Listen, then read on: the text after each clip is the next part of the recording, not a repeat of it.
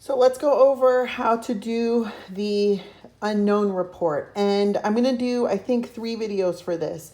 One just describing to you what this all is, another one for gram-positive bacteria, and another one for gram-negative bacteria. I think it helps to break it down a little bit better that way. In class, I would have gone over it kind of in that way too, but you all would have been listening at the same time. So your unknown report is going to be worth 35 points. Page 1 is your descriptive chart. So your regular descriptive chart that you've been filling out will be page 1. Make sure you get your unknown species right. For most of you, this shouldn't be that hard this time because I've had to modify this significantly compared to what we would have done in class. This would have taken me a good 45 minutes to go over in class because I have to take into account all of the different unknown numbers and the fact that you would have been referring to a book called Bergey's Manual of Determinative Bacteriology. All of you would have been referring to this book to take your test information from the descriptive chart and then figure out using the pages in the book and the description of the test results and some charts that are in those chapters and trying to figure out your unknown from there. But that book isn't available online, and I didn't feel comfortable just making copies of pages and posting them online because it breaks copyright rules. So I actually made this technically a little bit easier on all of you. It's harder on me because I had to figure out how to do it, but easier on you to figure out what your unknown is. So I had to modify the way that these points are distributed here. It's always been worth 35 points, but the distribution of points within the report, if you will, are modified. So the unknown name, the name of your unknown is worth 5 points. That includes you spelling it correctly and capitalizing it correctly. So make sure once you know what your bacteria is that you spell that name correctly. I think one of the few times you're actually going to spell it out is right here where you write your organism name on your descriptive chart. So make sure that you do spell it correctly and spell it right, or I will take points away from that. And the way you spell what's called a Latin binomial is by when you're handwriting it out, which I think this is going to be the only time you have to write it out. And forgive me for not remembering how I even did this. I figured this out a couple weeks ago. Is that you say your bacteria ends up being Staphylococcus aureus. This is how you would write it out. Staphylococcus aureus. So, and then when you handwrite it out, when you're handwriting what's called a Latin binomial, you underline the whole word. First name of the organism is capitalized. Second name of the organism isn't.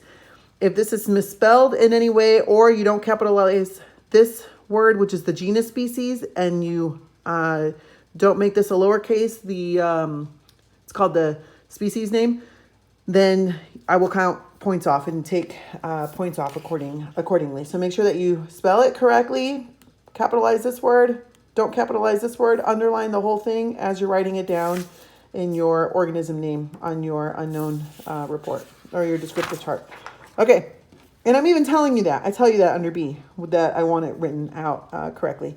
I also want you to report all your observations, which are the colors or the reaction that happened, and the interpretation, which is in the positive or negative sign in parentheses of your test results. That's going to be worth 20 points.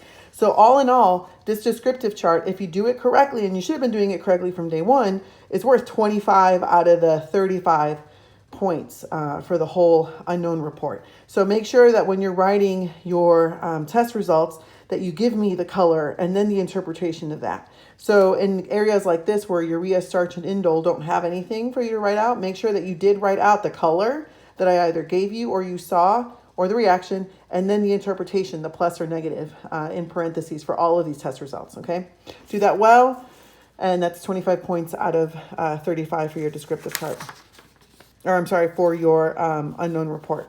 So that's going to be page 1. I don't need a title page. I just need you to give me this back as a page 1. And you'll end up, what you're going to end up doing is once you get all these sheets together, some of you will have 2 or 3 sheets. Some of you may have 4 or 5, depending on the end result of of your unknown.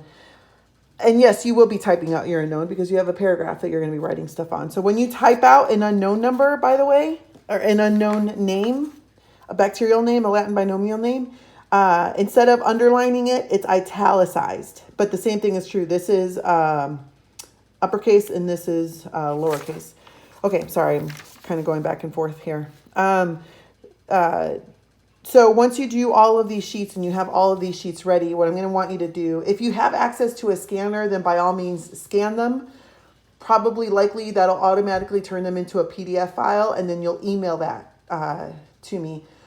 Or you won't email it to me. You will put it in the under the assignments tab. There's already an assignment set up for the unknown report. You'll put it in there because this ends up being your gen ed artifact for the class as well. Most of you don't realize that this is a gen ed class. It's a science gen ed class. So we're going to be putting these in the artifact bank so that in the case this class is chosen as the class that gets confirmed to make sure that we're following the guidelines of the general education credit, then they will take your unknown reports and read them and make sure that it's going for what the science gen ed requirement is.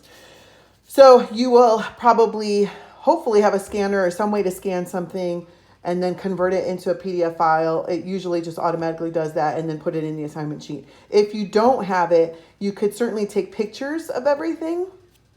Make sure the pictures are right side up. It's a lot easier for me that way. And then likely if you email that to yourself, that'll convert it into a PDF file, and then you can upload it to the assignments page.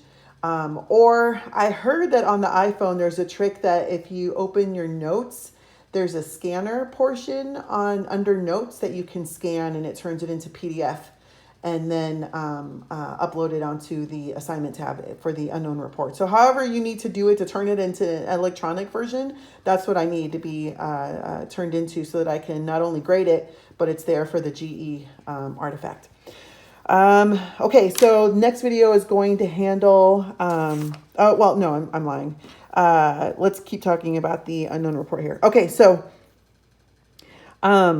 page 2 is going to be the appropriate separation outline, and the separation outlines look like this, where there are some test results that you have to look at from your descriptive chart. So for instance, if you had a gram-positive cocci, you come down to here, maybe it was a spore former, and you look here and it's likely that your bacteria could be Sporosarcinia.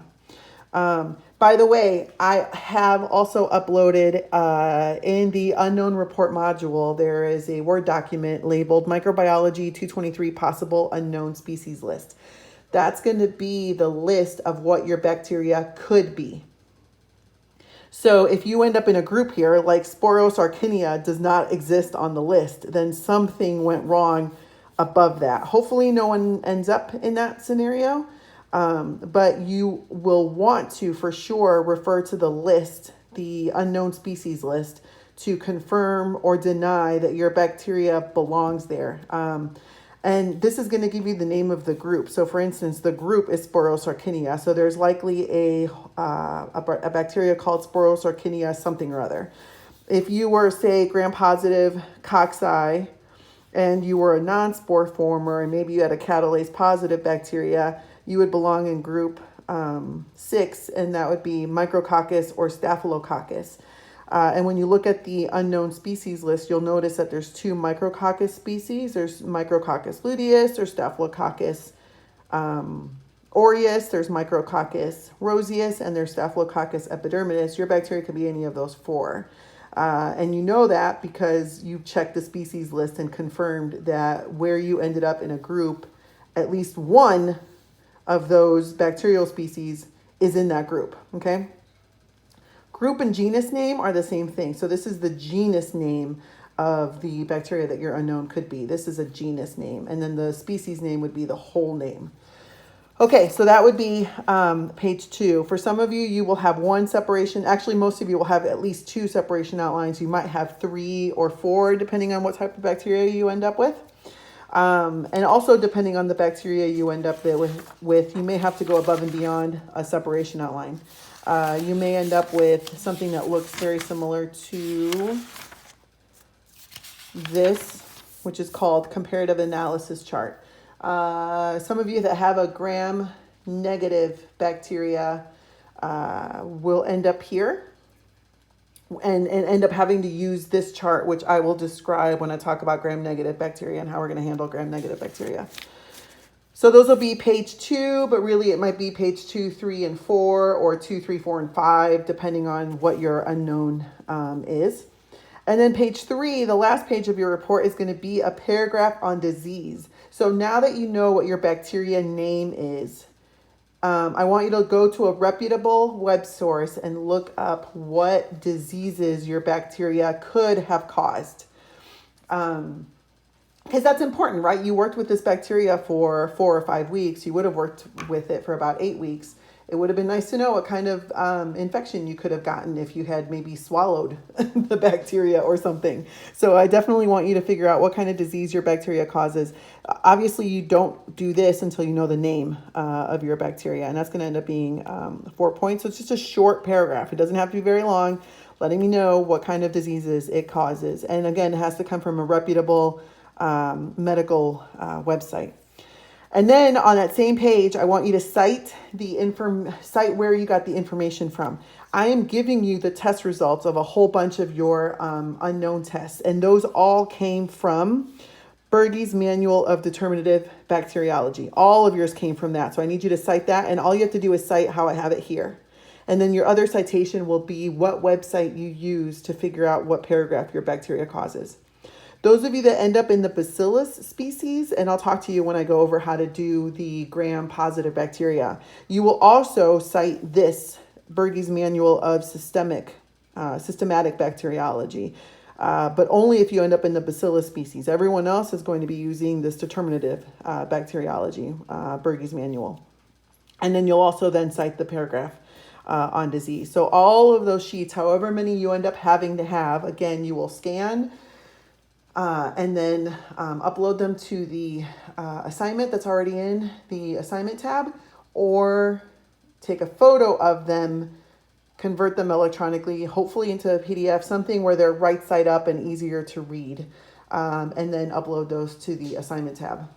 Okay, so the next video is going to talk about either how to go through the separation outlines if you are a gram-positive bacteria or if you're a gram-negative bacteria. It's going to be 2 separate videos depending on the type of bacteria you have.